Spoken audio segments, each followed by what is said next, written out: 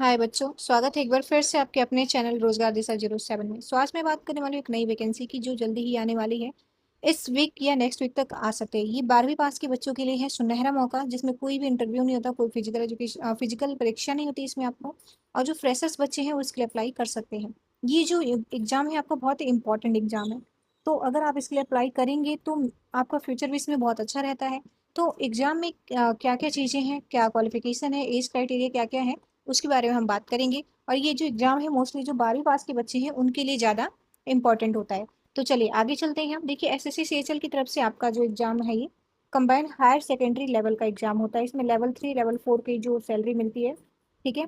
इस फॉर्म को बिल्कुल आप अगर भरते हैं तो बहुत ही अच्छी एक कहते हैं कि आप अच्छी कैटेगरी में चले जाते हैं, जिसमें कि आपको सिलेक्शन के साथ साथ अच्छे मौके भी मिलते हैं। 12वीं पास के लिए है ये, ठीक है। कोई इंटरव्यू फिजिकल एग्जामिनेशन नहीं होगा, ठीक है।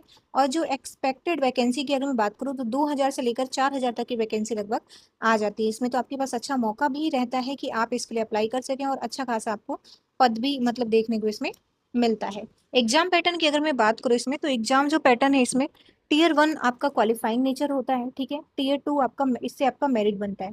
टीयर 1 जो होता है इसमें जो चीजें आती हैं मैं उसको बता दूंगी, लेकिन जो टीयर 2 है उसमें डिस्क्रिप्टिव पार्ट हो सकता है ऐड करें, क्योंकि एसएससी की वालों के हिसाब से जो टीयर 2 है इसमें डिस्क्रिप्टेड जो आपके वो होते हैं, डिस्क्रिप्टिव जो क्वेश्चन होते हैं वो ऐड करने के लिए सोचा है उन्होंने। तो जैसे ही देखिए टीयर 1 की तो मैं बात कर सकती हूँ आपसे सिलेबस के लिए, लेकिन जो टीयर 2 है जब तक उसका इसका एक बार शेड्यूल आ जाए, नोटिफिकेशन आ जाए, तो मैं आपको बता दूंगी। लेकिन जो फर्स्ट पेपर है उसकी आप तैयारी शुरू कर दो, क्योंकि सेकंड पेपर के लिए आपको थोड़े मौके मिल जाएंगे, लेकिन फर्स्ट पेपर के लिए ज़्यादा मौके नहीं मिलेंगे, ठीक है। नोटिफिकेशन 1 से 2 वीक में आ जाएगा आपका। इसमें स्किल और टाइपिंग टेस्ट भी मांगा जाता है, ठीक है।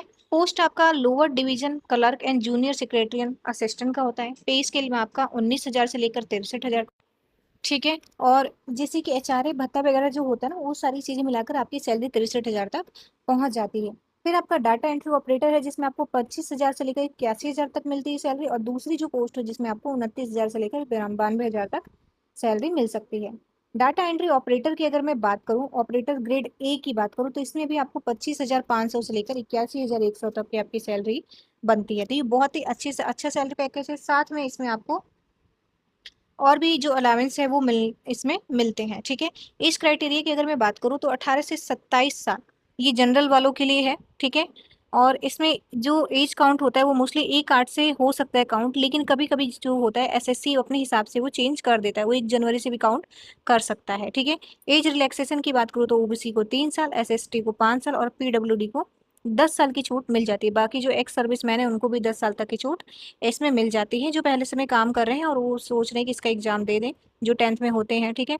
और सोच रहे हैं कि 12th का ये फॉर्म भर के हम कर लें, तो इसमें आपको मदद मिल जाती है। एजुकेशन क्वालिफिकेशन की बात करूँ तो फॉर एलडीसी जेएसए एंड डीओडीओ को इसमें आपको कम से कम 12th पास होना चाहिए किसी भी एग्जामिनेशन के, मतलब किसी भी रिकग्नाइज्ड जो आपकी यूनिवर्सिटी है या कॉलेज है उसमें से आपको क्या होना चाहिए, 12th पास की एक रिकग्नाइज्ड यूनिवर्सिटी से आपका 12th पास होना चाहिए, ठीक है।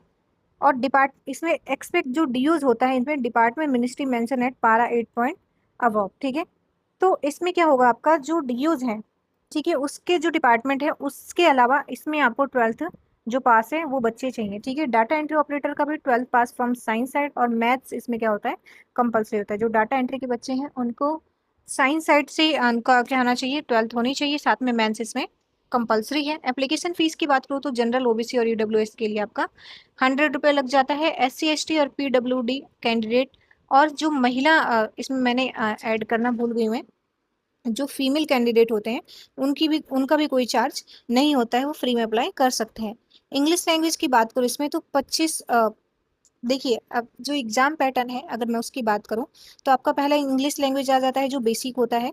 25 क्वेश्चन होते हैं 50 नंबर के, 15 मिनट में आपको करना होता है। अब देखिए जो पेपर है इसमें एसएससी ने क्या कर दिया है, सेक्शनल टाइम कर दिया है। क्या कर दिया है, सेक्शनल टाइम कर दिया है। अब इसके हिसाब से ये होगा कि हर एक सेक्शन को आपको 15 मिनट में खत्म करना होगा, तो फिर आपसे दूसरा सेक्शन स्टार्ट होगा, ठीक है। सेक्शन वाइज इसको बांट दिया कि इसको 15 मिनट में, फिर इसको 15 मिनट में, फिर इसको और इसको, सबको 15-15 मिनट में खत्म करना है, ठीक है, सॉल्व करना है। फिर जनरल इंटेलिजेंस आ जाता है, बेसिक आपका क्वांटिटेटिव एप्टीट्यूड आ जाता है और जनरल अवेयरनेस आ जाता है, ठीक है। तो इसमें आपका सेम वही पैटर्न रहता है, 25 क्वेश्चन रहते हैं 50 मिनट के, सॉरी 25 क्वेश्चन रहते हैं 50 मार्क्स के, और आपको सब में 15 मिनट का समय मिलता है, उनकी 15 15 15 15, ठीक है, 1 घंटे का आपको समय इसमें मिलता है। टीयर 2 में आपका हर गलत उत्तर पर 0.50 अंक कटते हैं, और टीयर फर्स्ट में आपका 0.50 यानी कि आधे मार्क्स कट जाते हैं, और गलत उत्तर पर आपका टीयर 2 में 1 अंक की नेगेटिव मार्किंग होती है, ठीक है, सेक्शन 1 सेक्शन 2 और मॉड्यूल के लिए, ठीक है।